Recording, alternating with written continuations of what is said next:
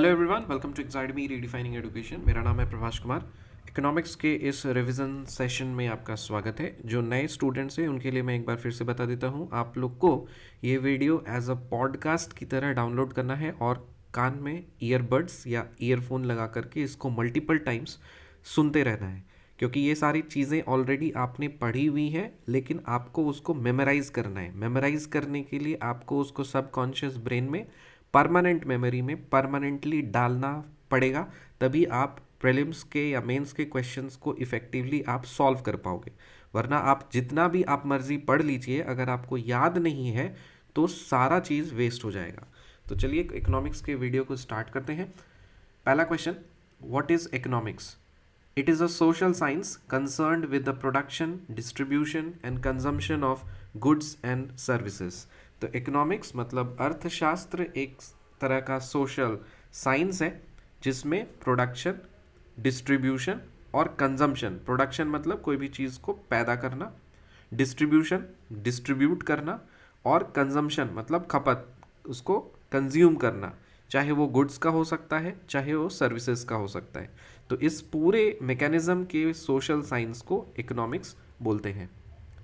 What does economics study? Economics क्या study करता है?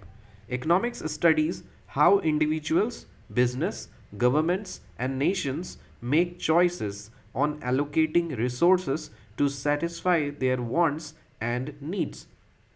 तो इकोनॉमिक्स में क्या स्टडी किया जाता है? Economics studies how individuals, individuals मतलब एक अलग अलग इंडिविजुअल मतलब इंसान, ठीक है, या तो वो इंडिविजुअल्स हो सकते हैं, या तो वो बिजनेस एक फर्म हो सकता है, या गवर्नमेंट हो सकती है, या पूरा नेशन एज अ होल हो सकता है। तो अगर कुछ रिसोर्सेस हैं हमारे पास में, तो उस रिसोर्सेस को किस तरह से एलोकेट किया जाए पब्लिक के बीच में, ठीक है, जो हमारी नीड्स होती है। तो अल्टीमेटली आगे चल करके आप पढ़ोगे, तो आगे चल करके भी आप पढ़ोगे कि लैंड का जो रिसोर्सेस है वो किन के पास है, बिजनेस है वो किन के पास है, पानी है वो किन के पास है। तो हमारे पास जो आर्टिफिशियल और नेचुरल रिसोर्सेज जो होती हैं, तो वो देश में तरक्की तभी आ सकती है जब रिसोर्सेज को प्रॉपरली ऑप्टिमाइज तरह से एलोकेट किया जाए। ये नहीं कि एक सेक्शन ज़्यादा रिसोर्सेस लेके कंज्यूम कर रहा है और बाकी भूखमरी में देश बर्बाद हो रहा है। तो इसी स्टडी को इकोनॉमिक्स में हम लोग स्टडी करते हैं। So once again, economics studies how individuals, business, governments and nations make choices on allocating resources to study their wants and needs. What are the classifications of economics? Economics का classification क्या है? Macro economics.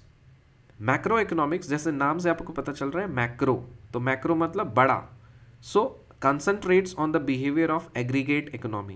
So macroeconomics concentrates on the behavior of aggregate economy, and microeconomics focuses on the individual consumers and businesses. तो micro इसका मतलब और थोड़ा गहराई में चीज़ें सीखनी पड़ेगी, और मैक्रो मतलब ऊपर ऊपर एवरेज देखना पड़ेगा।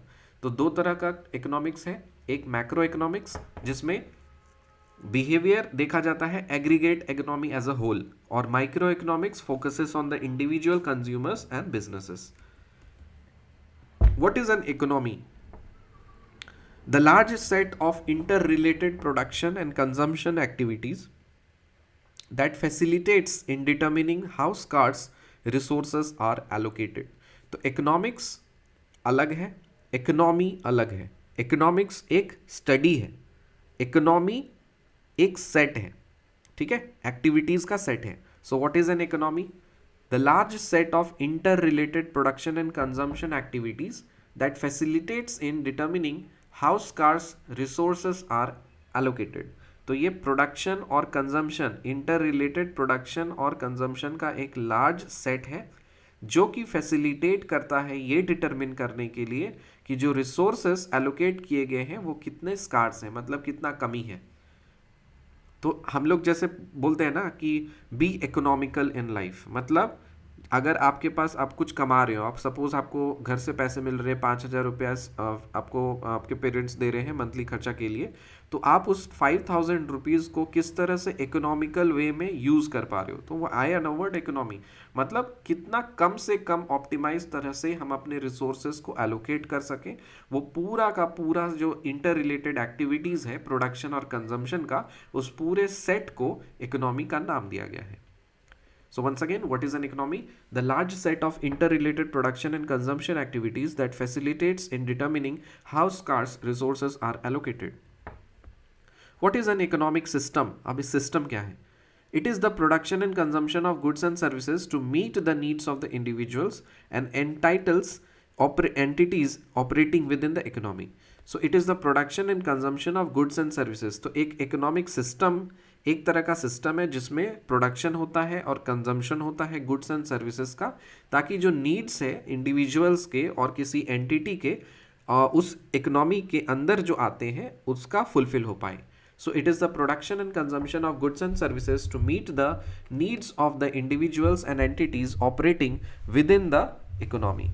So within the economy जो भी individuals और entities आते हैं उनका उनके अंदर उनका जो नीड्स है उसको फुलफिल करने के लिए जो production and consumption of goods and services होता है, उस पूरे सिस्टम को इकोनॉमिक सिस्टम बोलते हैं. What are the types of economy? अब इकोनॉमी के क्या टाइप्स हैं? मार्केट इकोनॉमी होता है, एक नॉन मार्केट इकोनॉमी होता है और एक मिक्स्ड इकोनॉमी होता है. सो तीन तरह के इकोनॉमी हमारे पास में, market economy, non market economy और मिक्स्ड इकोनॉमी. सो मैंने आपको क्लियर कर दिया, इकोनॉमी अलग है, इकोनॉमिक्स अलग है. इकोनॉमिक्स स्टडी को बोलते हैं और economy is the set. What is market economy? A market economy is characterized by unrestricted competition between privately owned businesses and determines the production and prices of goods and services. तो market economy में एक unrestricted competition होता है. जो privately owned businesses हैं उनके बीच में एक अनरेस्ट्रिक्टेड कंपटीशन होता है जो कि प्रोडक्शन और prices of goods and services को निर्धारित करते हैं. So a market economy is characterized by unrestricted competition between the privately owned businesses and determines the production and prices of goods and services. What is a non-market economy? Non-market economy is one in which government intervention is important in allocating the goods and resources and determining the prices. So एक non-market economy में एक इस तरह का economy होता है जहाँ पे गवर्नमेंट इंटरवीन करती है कि वो डिसाइड करेगी कि गुड्स एंड सर्विसेज, जो गुड्स एंड रिसोर्सेज है या फिर सर्विसेज है उसका क्या रेट होना चाहिए, उसका क्या प्राइसेस होना चाहिए. और नॉन मार्केट इकोनॉमी में कौन डिसाइड करेगा? जो बिजनेस ओनर है वो डिसाइड करेगा. What is mixed economy? Mixed economy में a mixed economic system combines elements of the private property, economic freedom and government intervention to achieve social aims. It allows for private businesses to operate freely but also permits the government intervention in economic activities. तो देखिए India में mixed economy है. India में अगर mixed economy नहीं होगी तो यहाँ पे प्रॉब्लम हो जाएगी. अगर ये कैपिटलिस्ट इकोनॉमी हो गई या non market economy, capitalist economy हो गई या कैपिटलिज्म का काफ़ी तरह हो गया ना, तो वो मार्केट इकोनॉमी बन जाएगा जहाँ पे जितने सारे बिजनेस ओनर्स हैं वही सारे प्राइसेस डिसाइड कर पाएंगे. और आपको इंडिया का कंडीशन पता है कि मैक्सिमम जनता है वो बिलो पॉवर्टी लाइन है और एवरेज क्लास में आते हैं लोग. तो अगर सारा चीज़ अगर कंपनी डिसाइड करने लगी, सपोज फॉर एग्जांपल जियो है, एयरटेल है, ये सारी प्राइवेट कंपनियां जो हैं, ये अगर आपको रेट्स डिसाइड ज़्यादा करने लगी तो ऑब्वियसली इतना ज़्यादा हाइक हो जाएगा कि लोग अफोर्ड नहीं कर पाएंगे. इसीलिए और फिर अपनी मनमानी करेंगे, मोनोपोली आएगा. इसीलिए मिक्स्ड इकोनॉमी इंडिया में ये बेटर है कि आप प्राइवेट कंपनीज को भी फ्रीडम दे सकते हैं ताकि जो प्राइवेट इंडिविजुअल बिजनेस करना चाहते हैं वो अच्छी तरह से बिजनेस भी कर सकें, लेकिन एक्सप्लॉयटेशन से प्रोटेक्शन के लिए गवर्नमेंट इंटरवीन कर सकती है कि आप लेबर राइट्स को प्रोटेक्ट कर सकते हैं. गवर्नमेंट कंज्यूमर राइट्स को सेफगार्ड किया जा सकता है, इकोनॉमिक प्लानिंग को किया जा सकता है और साथ ही साथ पब्लिक और प्राइवेट सेक्टर जो है इनका को सर्वाइवल हो सके. So what is a mixed economy? A mixed economic system combines elements of the private property, economic freedom and government intervention to achieve social aims. It allows for private businesses to operate freely, but also permits the government intervention in economic activities. What is a circular flow of income? Circular flow of income क्या होता है? An economic model that illustrates how money moves from the producers to consumers and back again in an endless loop. ठीक है, तो circular flow of income, आपके पास अगर पैसा है, आप अगर सब्जी वाले को आपने पैसा दिया है, कोई सामान अपने खरीदा है, और सपोज सब्जी वाला बैंक में डिपॉजिट किया है, और फिर आप जब बैंक से जब पैसा निकाल रहे हैं तो वही पैसा सब्जी वाला जो डिपॉजिट किया था वही आपके हाथ में आ गया, तो एक तरह का सर्कल है। तो ये काफ़ी मतलब सिंपल है, सिंपल लैंग्वेज में समझने के लिए आप समझ सकते हो, लेकिन ये बहुत मल्टीपल लेयर्स से होकर के गुजरता है, बट एक एंडलेस लूप फॉर्म करता है, उसी को बोलते हैं circular flow of income. So it is a model which represents the concept of economic exchange in simple terms. तो simple terms में समझने के लिए, economic exchange के concept को simple terms में समझने के लिए एक मॉडल है हमारे पास, जिस मॉडल का नाम है circular flow model of income. What is the national income? National income क्या होता है? It is the aggregate of the factor incomes earned by the normal residents of a country in an accounting year. तो एक accounting year में जितने भी normal residents हैं किसी भी देश के, तो उस देश के जितने भी नॉर्मल रेसिडेंट्स हैं उन्होंने जितना इनकम अर्न किया है उन सब का एक एग्रीगेट। ठीक है, so it is the aggregate of the factor incomes earned by the normal residents of a country in an accounting year, पूरे एक अकाउंटिंग ईयर में। और फिनेंशियल ईयर या अकाउंटिंग ईयर कब से कब होता है इंडिया में? 1 अप्रैल से लेकर के 31 मार्च तक। What are the national income aggregates based on? National income aggregates जो है वो किस चीज के ऊपर बेस्ड होता है? National aggregates are estimated based on the factor cost और on the market price. So national income aggregates जो है, मतलब national income aggregates are estimated, ये जो एस्टिमेशन किया जाता है इनका, या तो बेस बनाया जाता है फैक्टर कॉस्ट को या फिर मार्केट प्राइस को। सो हम बोल सकते हैं national income at factor cost और national income at market price. What is the national income? It is the total of the factor income such as wages, salaries, rent, interest, profit, etc. received by the factors of production. Factors of production के द्वारा ये जितने भी सारे factor income है, जैसे आपके wages हो गए, सैलरीज हो गई, रेंट हो गया, इंटरेस्ट हो गया, प्रॉफिट हो गया, और भी इस तरह से बहुत सारी चीज़ें, इन सब का टोटल कलेक्शन जो है, जो कि फैक्टर्स ऑफ प्रोडक्शन के द्वारा रिसीव किया जाता है, उसको बोलते हैं नेशनल इनकम। और फैक्टर्स ऑफ प्रोडक्शन में क्या आता है? 4 चीज़ें आती हैं: लैंड, लेबर, कैपिटल और entrepreneurship of a nation. Land, labour, capital and entrepreneurship of a nation. So what is national income? It is the total of the factor income such as the wages, salaries, rent, interest, profit, etc. received by the factors of production, that is labor, capital, land and entrepreneurship of a nation. What is the gross domestic product? GDP. Gross domestic product क्या होता है? GDP is the measure of the aggregate value of all the final goods and services produced in an economy in a financial year within the domestic territory. तो एक domestic territory के अंदर एक financial year में जितने भी final goods and services produce हुए हैं उस पर्टिकुलर इकोनॉमी में, उन सब का एवरेज मेजर, ओके, उसको बोलते हैं ग्रॉस। ग्रॉस का मतलब होता है टोटल। सो जीडीपी मतलब gross domestic product. So GDP is the measure of the aggregate value of all the final goods and services produced in an economy in a financial year within the domestic territory. GDP is equal to sum total of the gross value added, मतलब GVA. GVA का full form है gross value added. So sum total of the gross value added of all the firms in the economy. तो एक economy के अंदर जितने सारे firms हैं उन सब का अगर आप ग्रॉस वैल्यू एडेड मतलब इन सब का आप सम टोटल करोगे तो वो बन जाएगा आपका GDP. What does the GDP growth rate indicate? GDP growth rate क्या दर्शाता है? It indicates the performance of a country. ये किसी भी देश का परफॉर्मेंस को इंडिकेट करता है। तो इसीलिए जीडीपी इज इम्पॉर्टेंट कि इंडिया का अगर जीडीपी का ग्रोथ रेट काफ़ी हाई होगा तो इससे हमें पता चलेगा कि भारत अच्छा परफॉर्म कर रहा है इकोनॉमिक के टर्म्स में। अगर जीडीपी कम है तो इसका मतलब भारत का परफॉर्मेंस बुरा है और इसको चलाने वाले ठीक से इफेक्टिवली नहीं चला पा रहे हैं। What does the GDP per capita income indicate? GDP per capita, एक तो हो गया जीडीपी मतलब ओवरऑल, और एक हो गया जीडीपी पर कैपिटा।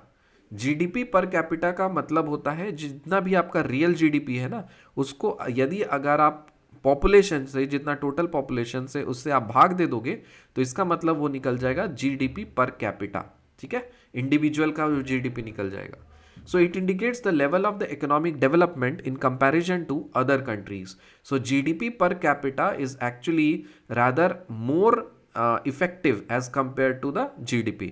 GDP अगर मान लो सपोज 10% है तो हमें पता है ठीक है 10% रेट से इंडिया का GDP ग्रो कर रहा है, लेकिन इसी इंडिया में मान लीजिए कुछ लोगों का जो पर कैपिटा इनकम है वो बहुत ज़्यादा है और कुछ लोगों का पर कैपिटा इनकम बहुत कम है। तो ओवरऑल अगर हम देखें तो ठीक है देश अच्छी तरक्की कर रहा है, लेकिन इसमें तो कुछ ही लोगों का बेनिफिट हो रहा है ना। लेकिन यदि अगर हम कैलकुलेट करेंगे GDP per capita individual basis पे, मतलब पॉपुलेशन से डिवाइड करके इंडिविजुअली निकालेंगे, तो हमें पता चलेगा कि इंडिविजुअली कितना वो इम्पैक्ट डाल रहा है। और देश तभी खुश हो सकता है और देश तभी तरक्की बेहतर तरह से कर सकता है जब वहाँ के वासी खुश हों, जब वहाँ की जनता खुश हो पाए। So what does the GDP per capita indicate? It indicates the level of the economic development in comparison to other countries. Who were the notable economists who made estimates of national income in the British period? British period के समय में कौन notable economist थे जिन्होंने national income को calculate किया था? तो कुछ पॉपुलर नाम से हमारे पास Dadabhai Naoroji, William Digby, VK Rao, RC Desai. Dadabhai Naoroji, William Digby, VK Rao and RC Desai. Who were the notable economists who made estimates of the national income in the British period? Dadabhai Naoroji, William Digby, VK Rao and RC Desai. Who made the first attempt to compute the annual per capita income and when? किन्होंने सबसे पहले ये attempt लिया कि annual per capita income निकाला जाए और कब? तो ये जो फोटो आपको दिख रहा है ये है दादा भाई नारोजी जी का। सो दादा भाई Naoroji made the first attempt in 1868 and the annual per capita income computed by him was ₹20। इसका मतलब हर इंडिविजुअल, जितने भी हर भारतीय है ना, सब भारतीय का जो एनुअल पर कैपिटा इनकम है, एनुअल पर कैपिटा इनकम पूरे साल भर का, ठीक है, पूरे साल भर में एक लोग 20 रुपए कमाते हैं। तो ये था। So who made the first attempt to compute the annual per capita income and when? Dadabhai Naoroji made the first attempt in 1868 and the annual per capita income computed by Dadabhai Naoroji was ₹20. Who used the first scientific method to compute the national income? National income को scientific method से सबसे पहले किन्होंने calculate किया था? Doctor VK Rao. और कौन से साल में? 1931 से 32। तो देखो सबसे पहले नेशनल इनकम का अटेम्प्ट, मतलब एनुअल पर कैपिटा इनकम को कैलकुलेट करने का अटेम्प्ट जो लिया गया वो 1868 में लिया गया। किसके द्वारा? दादा भाई नारोजी जी के द्वारा। और साइंटिफिक मेथड से नेशनल इनकम को किसने कंप्यूट किया था? VK राव रे 1931 से 32 के बीच में। What does the primary sector include? अब देखिए इकोनॉमिक सेक्टर है तो इकोनॉमिक सेक्टर में आपका प्राइमरी सेक्टर आता है, सेकेंडरी सेक्टर आता है। तो प्राइमरी सेक्टर में क्या क्या आता है? Agriculture, forest, fishing, hunting. Primary sector में क्या क्या आता है? एग्रीकल्चर, फॉरेस्ट, फिशिंग और hunting. And what does the secondary sector include? Secondary sector में आता है आपका industries, construction, transport, public services and business. Secondary sector में मतलब इंडस्ट्री अगर आ गए तो ऑब्वियसली वहाँ पे एनर्जी और माइनिंग भी आ जाएगी, कंस्ट्रक्शन, ट्रांसपोर्ट, पब्लिक सर्विसेज और बिजनेसेस। प्राइमरी सेक्टर में क्या आएगा? Agriculture, forest, fishing and hunting. और सेकेंडरी सेक्टर में क्या आएगा? Industries, construction, transport, public services and businesses. Who made the first official attempt to compute the national income? सबसे पहला ऑफिशियल अटेम्प्ट किन्होंने लिया था नेशनल इनकम को कंप्यूट करने के लिए? आंसर है पीसी महालनोबिस, और इनको हेड बनाया गया था नेशनल इनकम कमेटी का। So PC Mahalanobis was the head of the National Income Committee, and PC Mahalanobis as the head of the National Income Committee made the first official attempt to compute the national income। तो इनका photo याद रखिए, ये है photo किनका? PC Mahalanobis का। Who appointed the National Income Who appointed the National Income Committee? National Income Committee को किसने अपॉइंट किया था? Obviously गवर्नमेंट ही अपॉइंट करेगी। So it was appointed by the government of India, which had PC Mahalanobis, DR Gadgil and VK RV Rao as the members। So PC Mahalanobis का photo आपको यहाँ पे दिखा, आपको ये पीसी महालनोबिस का फोटो है। तो इसमें जो फर्स्ट फोटो आपको दिख रही है वो पीसी महालनोबिस की फोटो है, और ये नेशनल इनकम कमेटी के हेड थे। उसके बाद फिर दूसरा फोटो आपको दिख रहा होगा, ये DR गाडगिल और VK RV राव का। So VK RV Rao and DR Gadgil. Okay, so ये देखो VK RV राव का फोटो है, यहाँ पे इनका फेस देखिए, स्पेक्स लगा हुआ है। और यहाँ पे लास्ट वाला जो फोटो आपको दिख रहा है, so this photo is of the VK RV Rao, और बीच वाला जो फोटो दिख रहा है that is DR Gadgil. So national income committee के हेड कौन थे? नेशनल इनकम कमेटी के हेड PC महालनोबिस थे, और ये 3 मेंबर कमेटी थी, और इसमें members PC Mahalanobis, DR Gadgil और VK RV राव इसके मेंबर्स थे। When was the first report of the National Income Committee presented? सबसे पहला रिपोर्ट नेशनल इनकम कमिटी का कब प्रेजेंट हुआ था? The first report of the committee was presented in 1951, according to which the national income of India for 1948 से 49 was 8,710 crores and the per capita income was rupees 225। पर capita income was 225। ठीक है, तो ये देखो पर कैपिटा इनकम पहले 20 रुपये हुआ करता था साल भर का, और फिर 1948 से 49 में ये क्या हुआ? नेशनल इनकम इंडिया का ओवरऑल अगर हम देखें तो 8,710 करोड़ था, और उस समय उसकी पॉपुलेशन से आप डिवाइड कर दोगे तो उस समय 225 रुपये उसके पर कैपिटा इनकम आते थे। ठीक है, so the first report of the committee was presented in 1951, according to which the national income of India for 1948 to 49 was 8,710 crores and the per capita income was rupees 225. To whom was the task of estimation of GDP transferred? GDP estimation का जो task है वो किस चीज़ को किसको transfer किया गया? वो ट्रांसफ़र किया गया CSO को। CSO का फुल फॉर्म है central statistics office. Central statistics office, बहुत लोग इसमें कंफ्यूज हो जाते हैं। सेंट्रल स्टैटिस्टिकल ऑर्गेनाइजेशन नहीं, आपको ये फुल फॉर्म अच्छे से याद रखना है, central statistics office, CSO। Fully developed national income division under CSO was created at the national level. Is this statement true?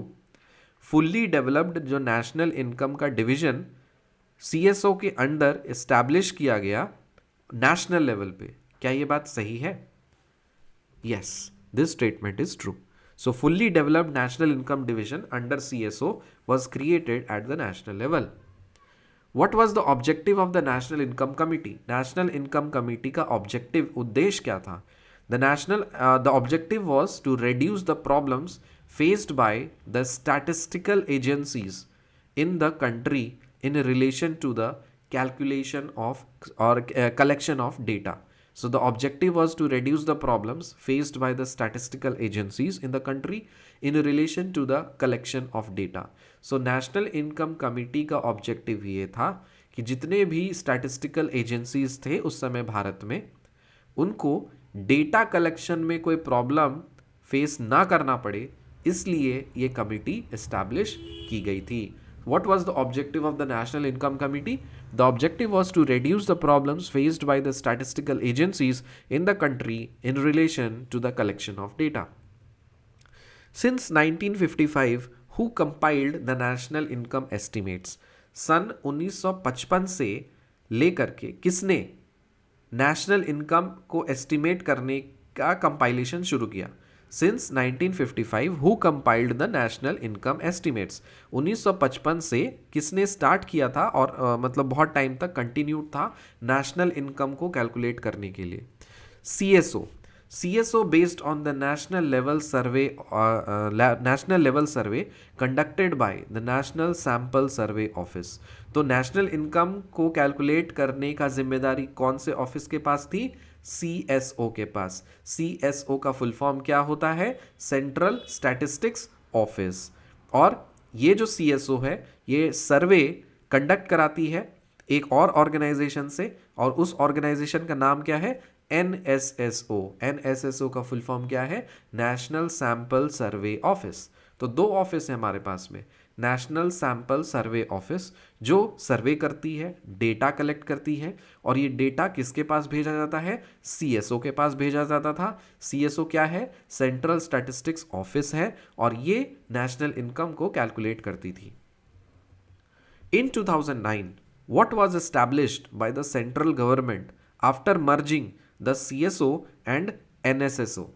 तो सुनिए, 1955 से लेकर के 2019 तक जो डेटा कलेक्शन का रिस्पॉन्सिबिलिटी था वो NSSO के पास था।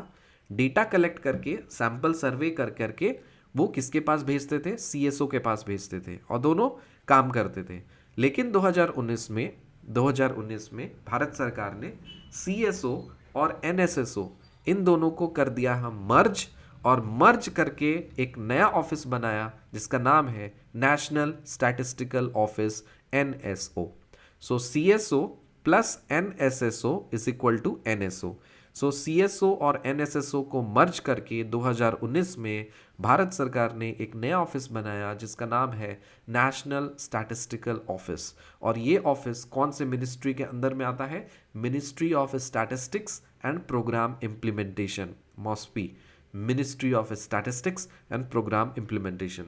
In 2019, what was established by the central government after merging the CSO and NSSO? National Statistical Office, NSO, under the Ministry of Statistics and Program Implementation. What did the Rangarajan Commission envisage? Rangarajan commission ने क्या envisage किया था, मतलब क्या खोज निकाला था? What did the Rangarajan commission envisages? और ये जो फोटो दिख रहा है ये रंगाराजन जी की है। It envisaged NSO to implement and maintain the statistical standards and coordinate statistical activities of central and state agencies as laid down by the national statistical commission. तो रंगाराजन कमीशन ने क्या एनविसेज किया?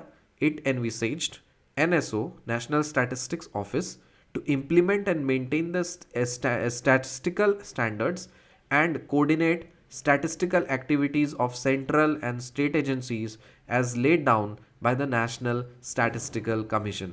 So National Statistical Commission एक commission है, NSC, जो कि एक standard को ले करता है और कुछ स्टैंडर्ड्स मतलब रिलीज करता है, और जितने भी आपके सेंटर के और स्टेट के एजेंसीज हैं स्टैटिस्टिकल एक्टिविटीज से डील करते हुए, उन सब को स्टैंडर्ड्स कौन प्रोवाइड करता है?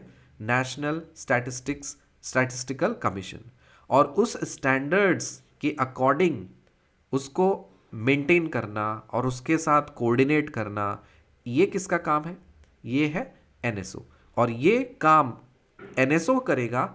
ये किसने एनविसेज किया?